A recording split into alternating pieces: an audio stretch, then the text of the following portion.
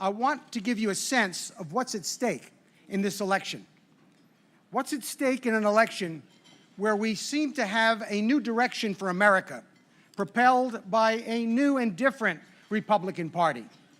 Because that's what this election is about. And the question we have to ask is, who are these Republicans, and what is this Republican Party about? And when thinking about it, I guess the theme is movies. I thought about the fact that maybe 5 of the great characters in that iconic old movie that I know you've all seen may give us an example of what this is about. And I'm talking about The Wizard of Oz. And I want you to think about it for a moment. Think about the characters in The Wizard of Oz. First, we have the Scarecrow. And the Scarecrow has no brains. Well, when you think of the country's economic problems, and when you think of the fact that our 2 biggest problems are economic disparity, income disparity, right, and an exploding national debt, the first thing these Republicans did when they came into office is enact the largest tax cuts in the history of our country, all directed to the wealthy. They took away the deductibility for state and local taxes, and they added $1.5 trillion to our national debt. That, to me, didn't seem so smart. And if you think about brains, who with brains would deny the science of climate change, even when hurricanes across the continent are worsening and all these weather abnormalities are happening? They call it a coincidence. I think, like the Scarecrow, these Republicans have no brains. And then you met the Tin Man. Well, the Tin Man, you'll remember, he didn't have a heart. Well, I would say these Republicans certainly don't have a heart, because when among your first fights is trying to take away needed health care insurance from people with pre-existing conditions, you do not have a heart. And when the linchpin of your immigration policy, my friends, is to tear little children out of the arms of their parents, their mothers and their fathers, all because they seek to cross our border and seek a better life, then you surely have no heart. Much like the Tin Man, the Republicans have no heart. And then, of course, there was the lion, king of the forest. And the lion's problem was he was lacking in courage. Well, I would say if this Republican Party is lacking in anything, they're lacking in courage. Because when you stand silently by as hate groups, white supremacists, neo-Nazis, are marching in our streets, ascendant in our nation, being invited to speak in Republican clubs, and all to save a single vote, Republicans are unable to say anything. You have no courage. And I will say this to you.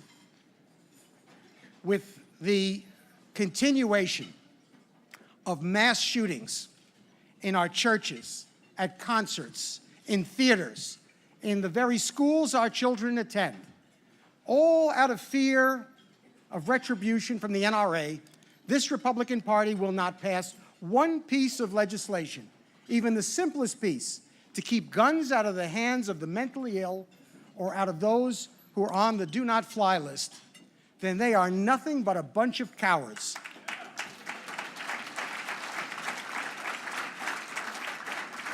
And like the cowardly lion, they have no courage. And who else do we have?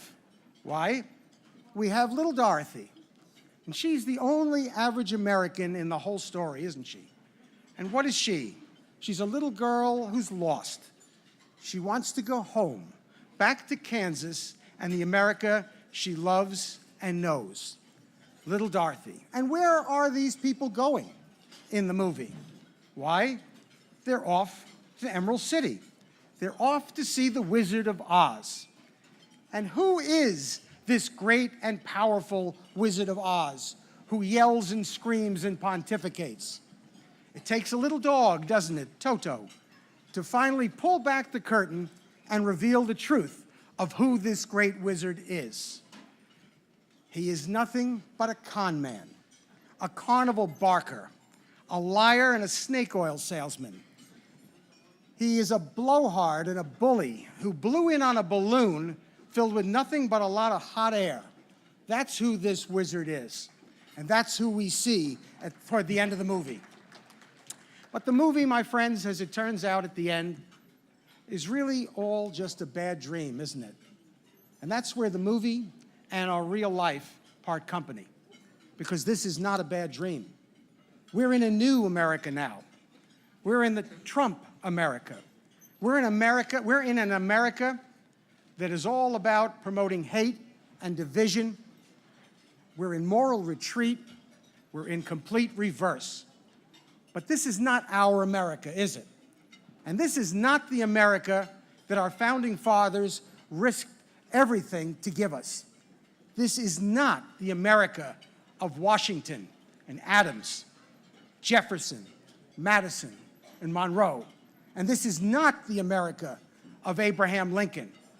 And nor is it the America of Teddy Roosevelt, Franklin Delano Roosevelt, Harry S. Truman, Dwight Eisenhower, John F. Kennedy, Lyndon Johnson, all of these great leaders who had the brains, the heart, and the courage to give us transformational programs, great programs to lift up our people, like Social Security, workmen's compensation insurance, disability insurance, the Civil Rights Acts, Fair Housing Act, voting rights, Medicaid, Medicare. No, this is not their America either. And I dare say, ladies and gentlemen, in front of a Democratic audience, that this is not even the America of that great Republican icon, Ronald Reagan. For Ronald Reagan would be appalled and disgusted to have a president who heaps praise on the likes of Russia's Putin. And he would be outraged by an American government that turns a blind eye when one of its residents, a journalist, is lured into a foreign consulate only to be brutally tortured, murdered, beheaded, and dismembered. No, this is not Ronald Reagan's America either. So that is what this election is about. It's about taking back a country and giving us once again the vision and certainly the courage behind it to make America the place that the world looked to for moral leadership. That is why we are fighting so hard. That is why we must work every day for the next 15 to ensure that Democrats win this November. And ladies and gentlemen, that is why it is our job to remind Donald Trump and those sycophantic Republicans who are behind him that in spite of it all, this is still the land of the free and the home of the brave. And always remember, there's no place like home. Thank you.